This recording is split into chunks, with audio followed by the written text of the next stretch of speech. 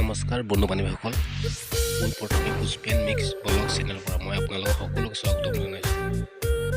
এয়া হাজং জনগোষ্ঠীৰ বিয়া আৰু বিয়াত কিছুমান পৰম্পৰা নিয়ম নীতি আছে। আৰু ইফালে কেমেৰা দেখি নাচাও বন্ধ হৈ গ'ল, লাজ কৰি নাচিও বন্ধ কৰি দিল। আৰু ইফালে বিয়াৰ ভোজ ভাত আছে।